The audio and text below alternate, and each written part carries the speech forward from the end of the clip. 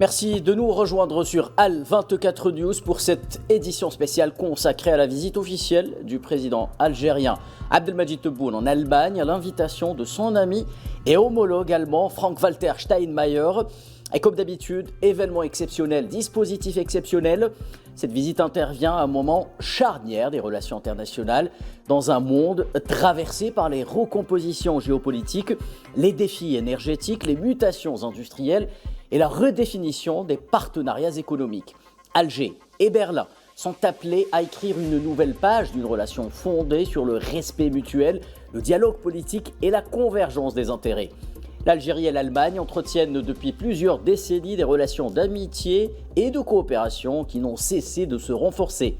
Aujourd'hui, ces relations disposent d'atouts nouveaux. D'un côté, une Algérie qui affirme son rôle de puissance régionale engagée dans une profonde transformation économique, forte de ses ressources énergétiques et de son potentiel économique, justement, et de sa position stratégique au carrefour de la Méditerranée et de l'Afrique, ainsi que son rôle reconnu de partenaire, de stabilité, de dialogue. De l'autre côté, nous avons une Allemagne, première économie européenne, référence mondiale dans l'industrie, l'innovation, les technologies de pointe et la transition énergétique, à la recherche de partenariats durables, fiables et mutuellement bénéfiques. Cette rencontre au plus haut niveau dépasse ainsi le cadre d'une visite bilatérale classique. Elle ouvre la voie à un approfondissement du partenariat stratégique entre deux pays dont les économies paraissent ou apparaissent de plus en plus complémentaires.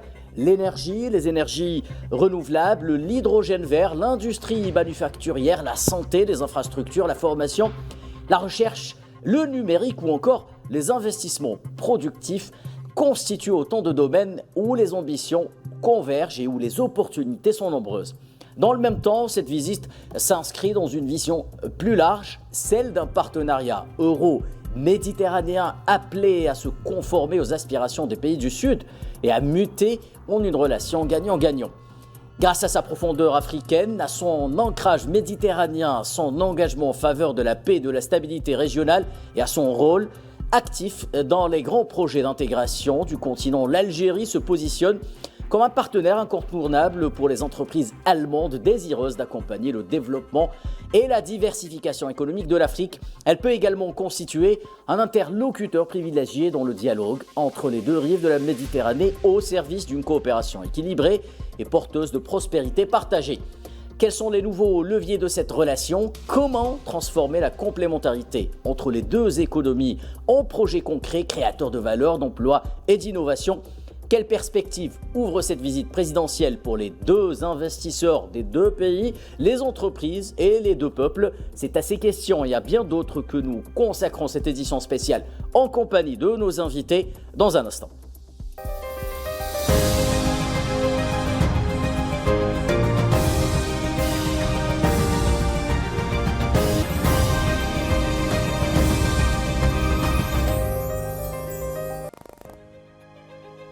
Alors pour m'accompagner sur le plateau de cette édition spéciale, j'ai le plaisir d'accueillir ce soir Dr Mostafa Mekidesh, expert international en économie et en énergie. Dr Mekidesh, bonsoir, merci d'avoir accepté notre invitation. Merci de m'avoir invité à cette occasion.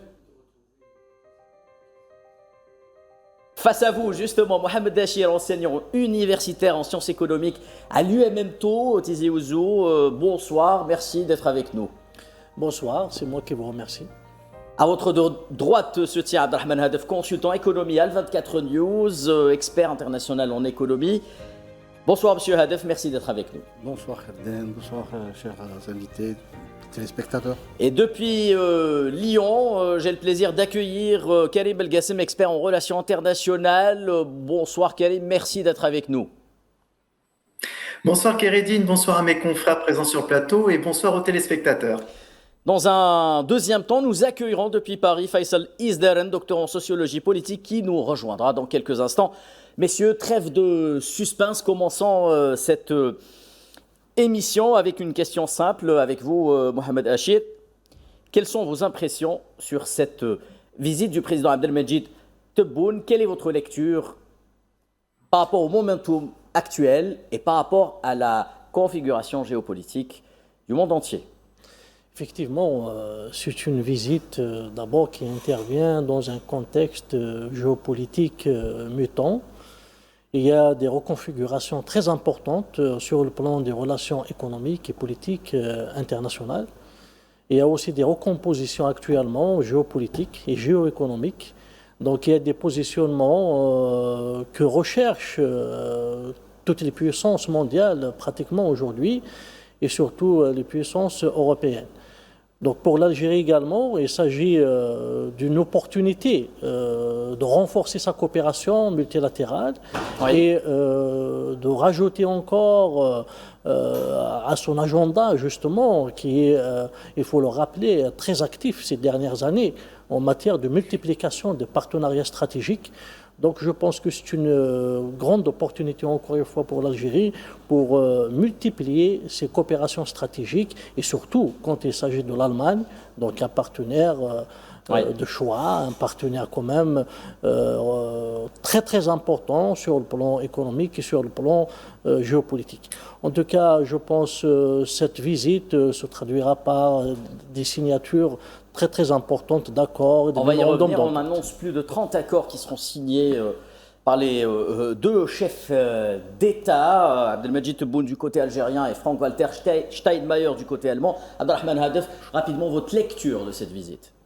Écoutez, je pense que, juste pour ajouter à ce que disait notre ami Mohamed Achir, c'est une visite qui intervient dans un vrai momentum de recomposition des partenariats stratégiques. Et là, aujourd'hui, je pense que cette visite ouvre une nouvelle page de partenariat entre l'Algérie et l'Allemagne qui, aujourd'hui, les deux pays connaissent vraiment de nouvelles dynamiques de relance économique. L'Allemagne, surtout avec la succession des crises, aujourd'hui, elle est en train de aussi revoir son modèle économique. Pour l'Algérie, c'est tout le projet, ce que vous avez cité dans l'introduction, donc tout le projet de la transformation économique enclenché depuis l'arrivée de Monsieur le Président de la République, Abdelmadjid Tebboune.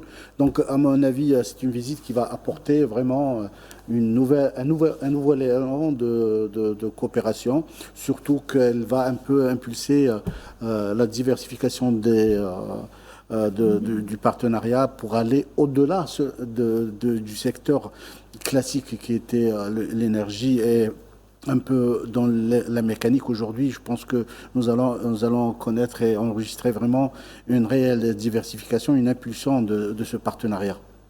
Merci Abdelrahman Hadef pour cette entrée en matière. Docteur Bekidesh, votre propre lecture de cette visite qui s'inscrit, je le disais, un momentum particulier de relations entre l'Algérie et l'Allemagne. Ah, tout à fait, vous avez raison de dire que c'est un momentum particulier. Pourquoi? Selon mon point de vue, c'est d'abord donc un aboutissement, parce que je pense que cette rencontre entre deux chefs d'État, je crois que c'est l'une des premières ou l'une des seules qui a effectué un président algérien en Allemagne.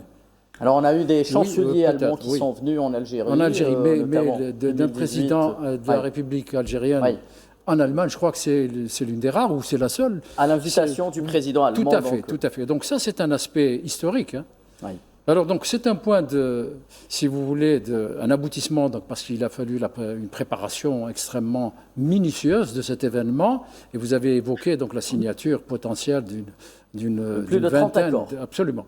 Et donc parce que il y a les leçons du passé ont été tirées par les deux partenaires sur ce qui a marché et sur ce qui n'a pas marché aussi. Et je vous rappelle simplement que, par exemple, donc, le contrat Rourgaz de GNL donc, de 80 avait été annulé parce que les intérêts à l'époque étaient des intérêts qui ne convergeaient pas totalement, parce que l'Algérie était en pleine guerre de révision des prix gaziers. Et donc il y a eu donc, ce problème qui a fait que donc, cet important contrat n'a pas pu se réaliser et les leçons ont été tirées. Deuxième événement des Desertec, j'imagine. Desertec, absolument, donc qui a été annulé parce que les prix d'électricité en Europe à cette époque-là ne correspondaient pas à un retour sur investissement suffisant pour le partenaire algérien. Donc, et les deux partenaires maintenant donc, ont bien vu ces aspects-là, les ont examinés, je pense, par les experts des deux pays, et donc et les leçons ont été tirées. Point de départ, c'est la convergence des intérêts stratégiques des deux pays, à la fois en matière d'énergie, mais également dans l'essor de l'économie algérienne qui est émergente. On a donc d'un côté l'Allemagne troisième économie mondiale et première économie de l'Union européenne, et de l'autre côté, donc en Afrique, donc un rôle, donc l'Algérie, donc troisième ou quatrième économie africaine. Oui. Donc tout ça donc, fait que l'Allemagne, avec donc, son potentiel industriel, ses capacités, donc, et en face l'Algérie qui est demanderesse, et du point de vue énergétique également, donc les choses ont évolué, puisque en 2024 déjà, donc, Sonatrach a re-signé avec VNG donc un contrat de livraison de GNL. Oui. Juillet 2026, nous avons la première livraison, donc une cargaison du méthanier algérien Tessala qui est parti d'Arzeu et a livré donc au terminal flottant allemand Wilhelmshaven, donc la première livraison de gaz naturel. Et ça, c'est unique. Mais troisième aspect, le corridor vert, le corridor South 2, H2, qui va donc permettre de développer une nouvelle énergie renouvelable, l'hydrogène vert, et on en parlera, je pense, au cours de notre dialogue. Très bien, Mustafa Mikidash. Laissez-moi poser la même question à notre ami Karim Belgassem depuis Lyon. Quelle est votre propre lecture de cette visite, Karim? Alors déjà, il faut préciser et souligner que c'est une victoire diplomatique pour l'Algérie, le président Abdelmadjid Tebboune, parce que les visites d'État en Allemagne sont rares et très codifiées. Le président Tebboune est reçu à la Villa Borsig, c'est la résidence officielle réservée aux invités de marque du président fédéral allemand, donc c'est une forte portée symbolique. Le président fédéral allemand possède un rôle institutionnel et représentatif, mais néanmoins, M. Steinmeier, c'est un ancien ministre des Affaires étrangères qui dispose d'une longue expérience diplomatique. Donc il y a cette relation personnelle entre les deux présidents qui pourrait favoriser un dialogue plus direct entre ces deux chefs d'État. Après, vous l'avez souligné, l'Allemagne est la première économie et la première puissance industrielle européenne, oui, malgré les années de récession qu'elle a connues. Elle exerce encore une influence majeure au sein de l'Union européenne. Et donc, le fait qu'elle reçoive le président Tebboune, ça traduit une volonté de renforcer les relations bilatérales. Donc, c'est bien plus qu'une rencontre protocolaire. Ce serait le début d'un partenariat structurant pour plusieurs décennies. Et la dernière chose que j'aimerais souligner, c'est une réponse au discours que véhiculent certains pays sur l'isolement diplomatique de l'Algérie. Oui. On peut se rappeler la visite de Mme Meloni à Alger cette année, la visite de responsables espagnols et africains et les déplacements présidentiels en Chine, en Russie, en Turquie, en Italie du président Tebboune. Donc l'activité diplomatique de l'Algérie est totalement incompatible avec l'idée d'un isolement que véhiculent certains. Vous avez raison de souligner ce point important. Je rappelle également la visite du président algérien Abdelmadjid Tebboune en Slovénie, autre partenaire économique et de l'Allemagne et de l'Algérie. Messieurs, je reviens vers vous maintenant, Mohamed Dachir. Alors, bon, le contexte géopolitique mondial, on le sait, il a profondément évolué ces dernières années. Dans quelle mesure cette nouvelle donne constitue-t-elle une opportunité pour donner un nouvel élan au partenariat entre les deux pays, au-delà de ces relations commerciales, disons, traditionnelles? Justement, cette nouvelle donne géopolitique et géoéconomique fait que la proximité joue un rôle très important. Ce que j'appelle la proximité, c'est un peu ce qu'on appelle en économie le raccourcissement des chaînes de valeur internationales. Parce que ces bouleversements connus ces dernières années ont en quelque sorte pas tout à fait remis en cause la mondialisation, mais ont questionné les opportunités de coopération à l'échelle régionale et sous-régionale. Donc là, l'Allemagne a fait face quand même à des difficultés ces dernières années, notamment les tarifs douaniers américains, mais aussi la concurrence rude asiatique, des pays asiatiques et surtout de la Chine, ainsi que la question de l'énergie qui est connue par tout le monde. Donc aujourd'hui, les pays, non seulement l'Allemagne, mais pratiquement les premières puissances de l'Union européenne cherchent quand même à se repositionner dans l'espace régional proche. Et cet espace régional proche, c'est surtout l'Afrique du Nord. Et l'Algérie, en tant que première, d'abord c'est la troisième économie africaine, mais aussi le plus grand pays d'Afrique, c'est très important. Et c'est un pays aussi doté de ressources, énormément de ressources, que ce soit énergétiques et minières. Et l'effet de proximité, Algérie-Allemagne, joue un rôle très important. Donc il y a cette donne géographique, il y a aussi la donne historique, il ne faut pas l'oublier, hein, c'est l'un des premiers partenaires de l'Algérie, juste après l'indépendance en 1962. Donc là, l'Allemagne aujourd'hui, il est rentré davantage dans le pragmatisme aussi politique. C'est-à-dire avant, l'Allemagne était qualifiée comme un géant économique mondial, mais parfois certains analystes de géopolitique la qualifiaient de nain politique internationale. C'est-à-dire en matière de sa présence au niveau de la géopolitique et des reconfigurations internationales, l'Allemagne n'a pas su jouer un rôle. Peut-être ça renforce l'aspect de la souveraineté des pays et de la non-ingérence dans les affaires internes des pays étrangers, principe défendu par l'Algérie, rappelons-le. Tout à fait, hein, justement. Oui, l'Allemagne, justement, elle ne s'est pas ingérée dans les conflits, hein, la plupart des conflits. Pas seulement les conflits, mais également les affaires internes. Même les affaires internes, hein, c'est-à-dire en matière de doctrine de politique étrangère. Donc il y a cette, disons, cette ressemblance entre les deux politiques étrangères.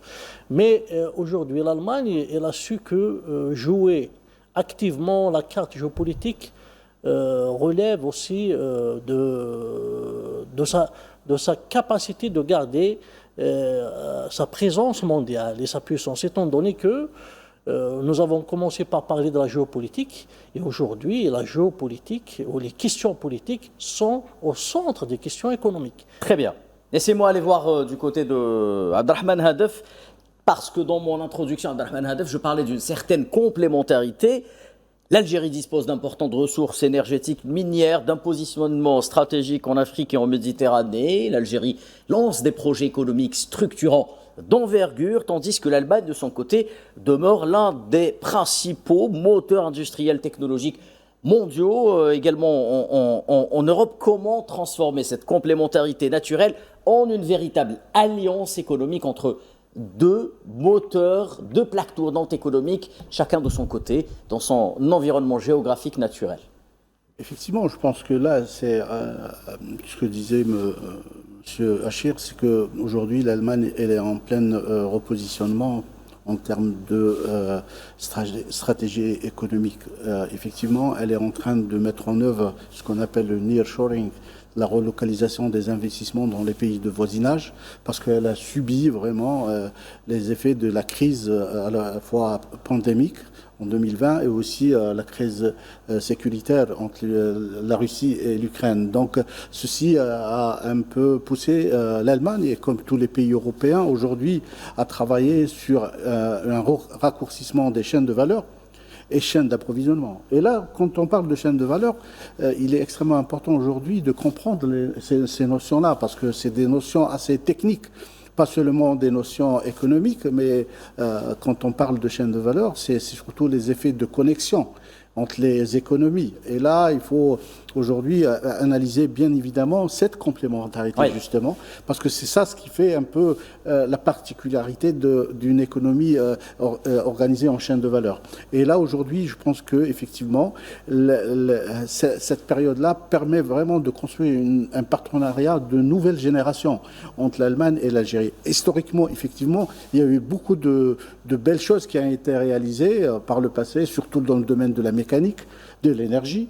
Mais aujourd'hui, je pense qu'il y a assez de potentiel dans d'autres secteurs qu'il faut déjà prospecter, mais à mon avis, passer au pragmatisme économique. Aujourd'hui, c'est ce qu'on a besoin, et je pense que les deux chefs d'État vont travailler dans ce sens-là. C'est de concrétiser cette volonté, cette excellence dans la relation politique par des projets. Et là, je pense à des projets bien définis. On a parlé de l'hydrogène vert aujourd'hui, qui devient un enjeu stratégique pour la sécurisation déjà des approvisionnements en énergie. Mais surtout, il y a toujours une dimension qu'on oublie quand on parle de la transition énergétique, c'est la décarbonation.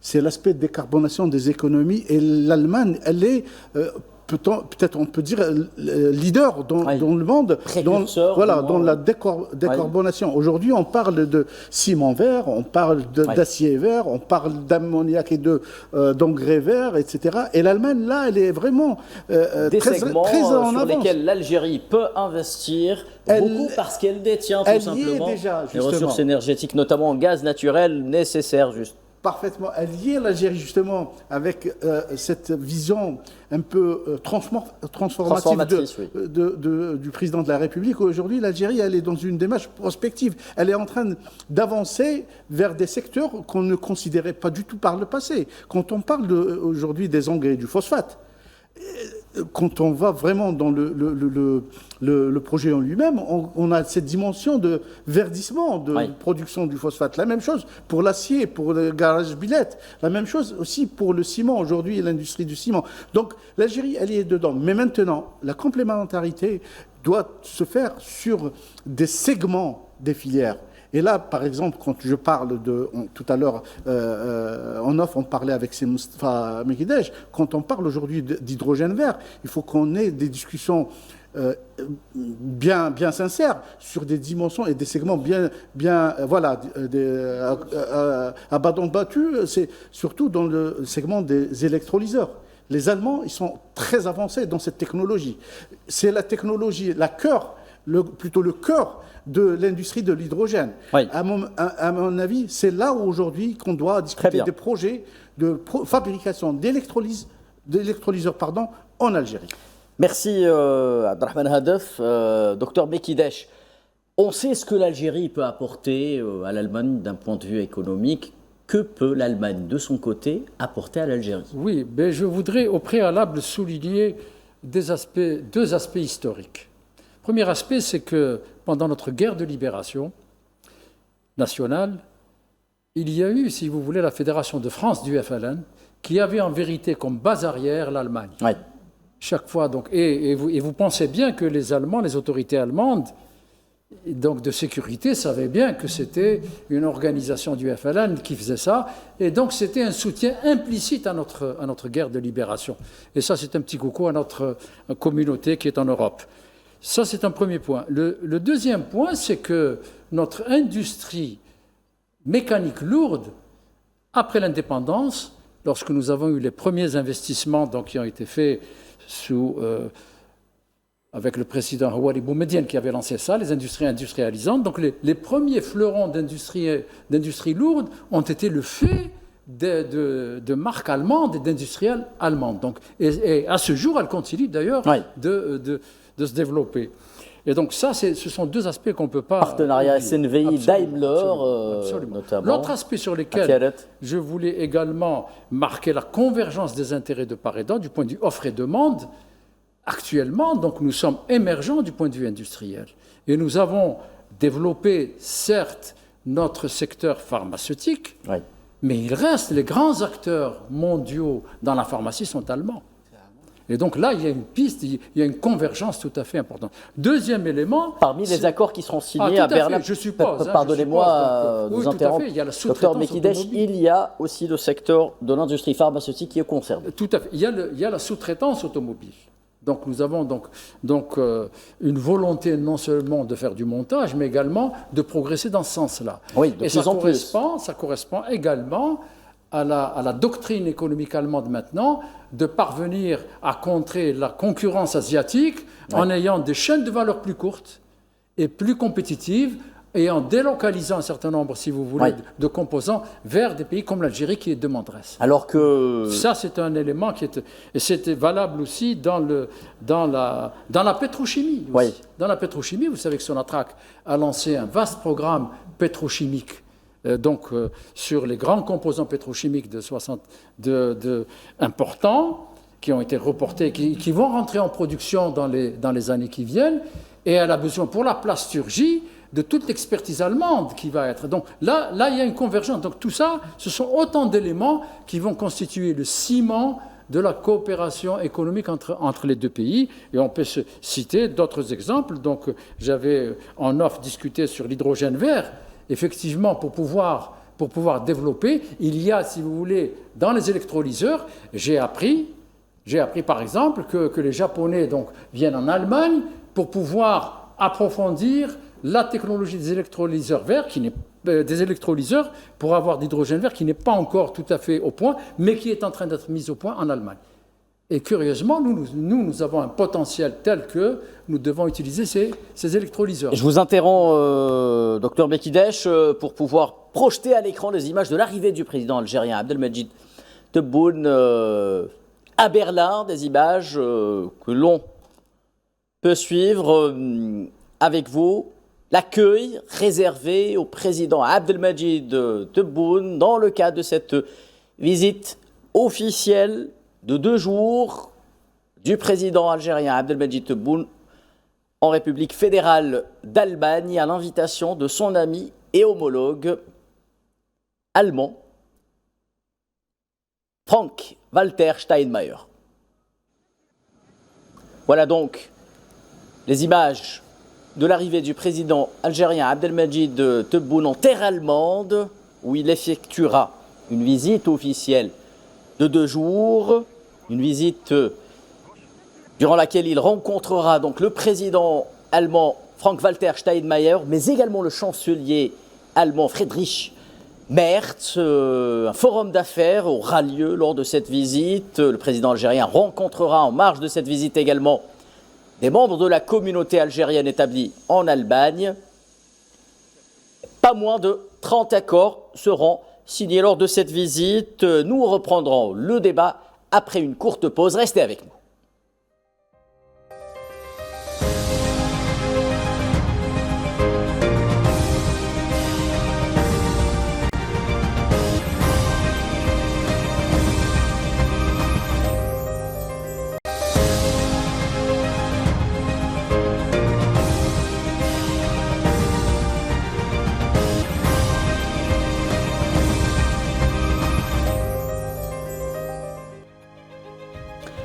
De retour sur le plateau de cette édition spéciale. Si vous venez de nous rejoindre, nous parlons de la visite officielle qu'effectue en ce moment le président algérien Abdelmadjid Tebboune en République fédérale d'Albanie à l'invitation de son homologue Frank-Walter Steinmeier. Docteur Mekidesh, vous aviez la parole, vous nous parliez justement. Juste, oui. Pour terminer sur les électrolyseurs, il y a un projet de 50 mégawatts, un électrolyseur, un projet de 50 mégawatts donc, à Arzew, 20 millions de dollars je crois, donc qui est déjà donc, dans les... Expliquons un peu, l'électrolyse, c'est le procédé utilisé pour transformer l'énergie solaire en hydrogène vert. Non, c'est pour que l'eau, oui. H2O, exactement. Donc on sépare entre H2 qui est l'hydrogène et l'oxygène. On récupère en utilisant l'énergie solaire, l'électrosolaire, comme électricité. Oui. Donc c'est ça, donc pour que nos auditeurs et nos téléspectateurs comprennent bien le processus. Parce qu'il y a d'autres procédés également, il faut l'expliquer, de l'électricité pour produire de l'hydrogène gris et de l'hydrogène bleu. Voilà, c'est ce qu'on appelle l'électrolyse. Donc on prend la molécule et on la coupe en 2. Donc c'est ça, donc avec un électrolyseur. Donc il y a déjà ce projet donc à Arzew qui va permettre, si vous voulez, d'avoir donc un pilote qui va permettre donc de voir les conditions dans lesquelles ça se fait. Et c'est déjà, donc l'Allemagne s'est impliquée, pas en finançant donc à hauteur, je crois, de 20 millions de dollars. Très donc, bien. Ce qui est confirmé par mes amis. Très bien. Voilà donc ce que je voulais dire. L'autre aspect, rapidement, et je termine, c'est sur le gaz naturel, qui a été, donc, les pays européens donc, ont voulu aller plus vite que la musique, on pensait pouvoir se passer du gaz naturel en allant directement vers les énergies renouvelables. Elles vont produire des effets, mais sur une période plus longue. Oui. C'est-à-dire maintenant l'AIE, donc l'Agence internationale de l'énergie, donc maintient le gaz naturel comme source d'énergie de transition propre jusqu'à 2050 au moins. Oui. Et donc la place du gaz naturel maintenant est solidement ancrée dans le basket énergétique mondial. Exactement, ce sont exactement les perspectives du GECF en ce qui concerne le gaz naturel comme énergie bleue et donc énergie propre. Je me tourne vers vous, Karim Belgassem. Quand on parle de l'Algérie, on parle également de stabilité, comme facteur d'attractivité peut-être, et donc dans un environnement, je le disais lors de mon introduction, régional, peut-être un peu marqué par de l'instabilité, l'Algérie apparaît à chaque fois comme un acteur de stabilité, de dialogue. Dans quelle mesure cette stabilité constitue-t-elle aujourd'hui un avantage comparatif pour attirer davantage d'investissements allemands?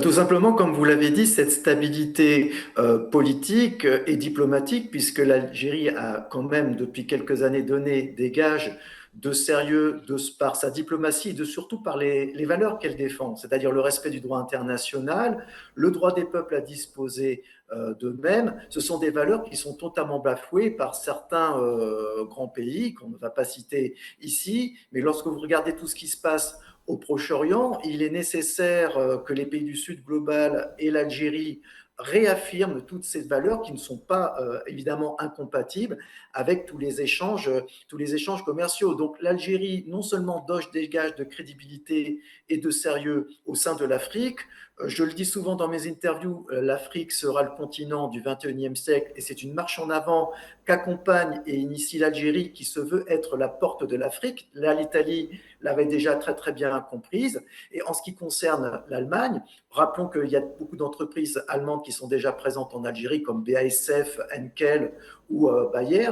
Et donc cette présence constitue déjà une base solide pour passer d'une relation principalement commerciale à une logique de production locale. Donc il y a déjà des projets qui existent comme la production de pompes et de vannes par KSB par exemple. Et on sait aussi que les places sont chères.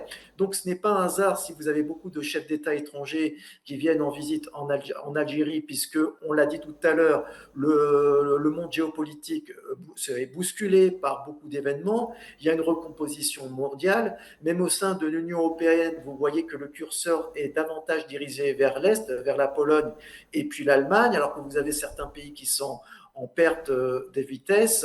Et donc, tous les projets en cours avec l'Allemagne, s'inscrit dans les priorités algériennes de substitution aux importations, aux intégrations industrielles locales, aux créations de co-entreprises également et bien entendu au transfert de technologies. Donc, c'est le résultat et le fruit d'une politique qui a été initiée depuis quelques années.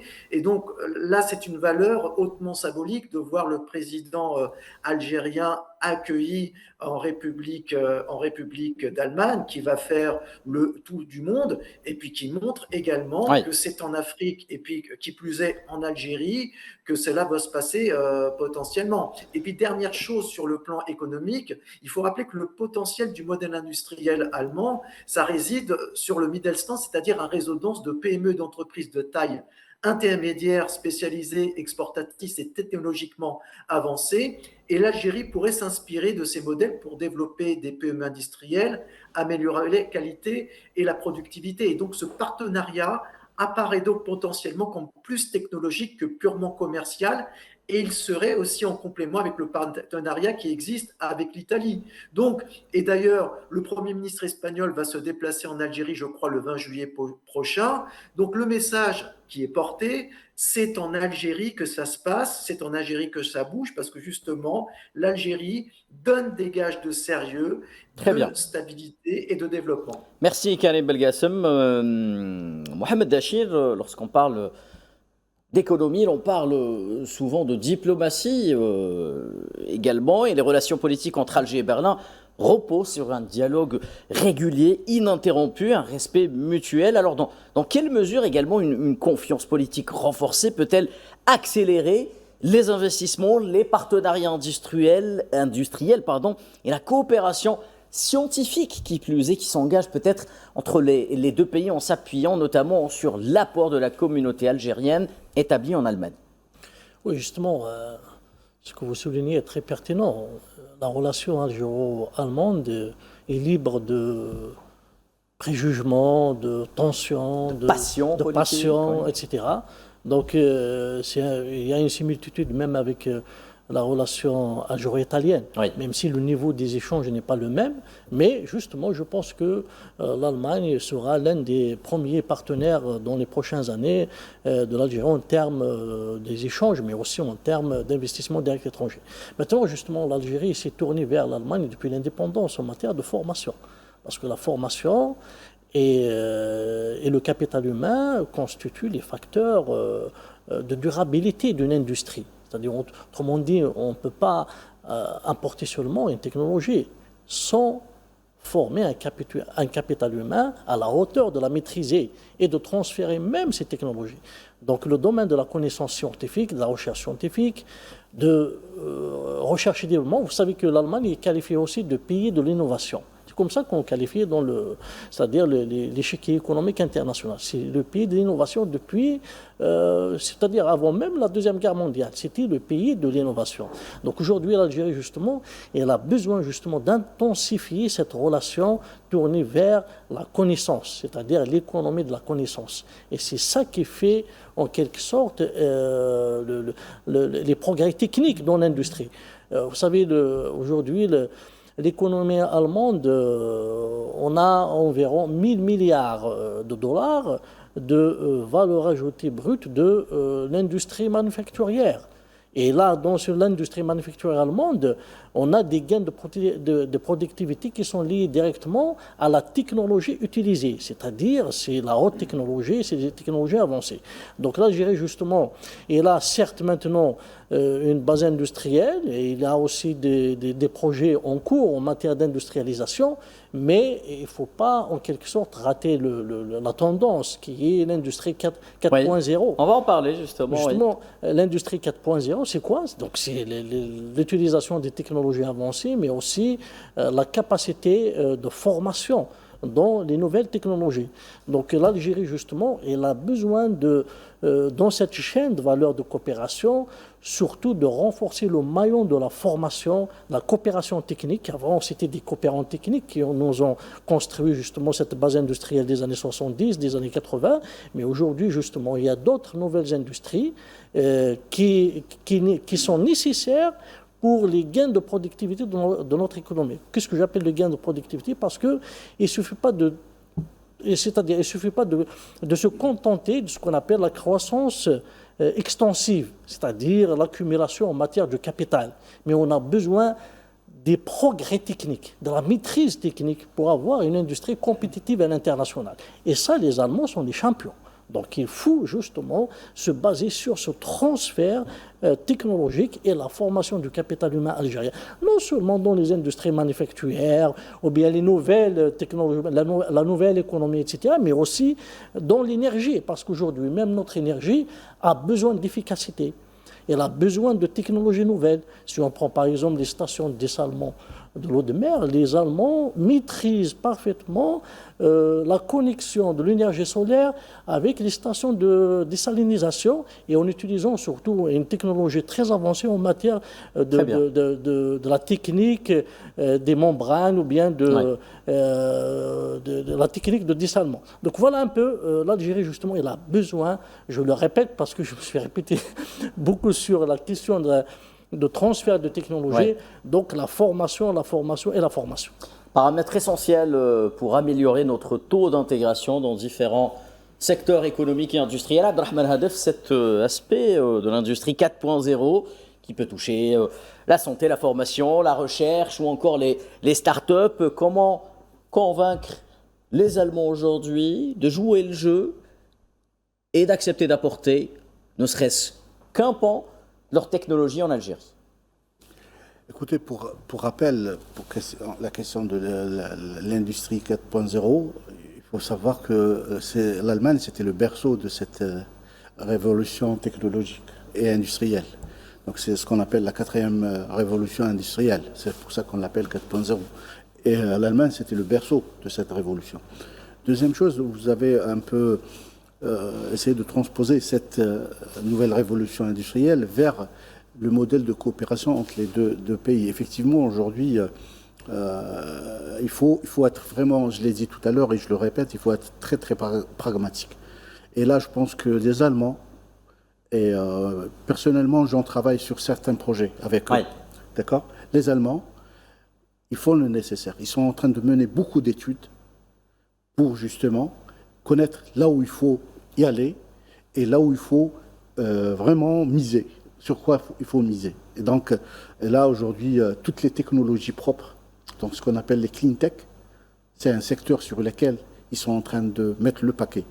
La transition énergétique, ils sont en train de mettre le paquet. Parce que les études ont montré que l'Algérie dispose d'un potentiel. À la fois on peut le catégoriser en potentiel réel et en potentiel latent. Il est là, dormant. Il n'est pas encore activé. Et les Allemands ont su lire ce potentiel latent.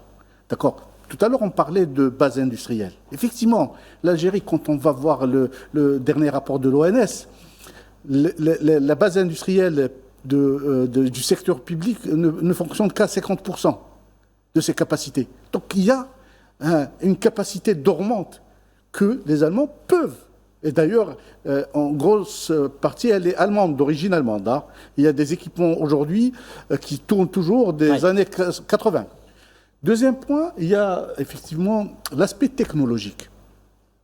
Et les Allemands ont bien lu cette transformation dans notre modèle.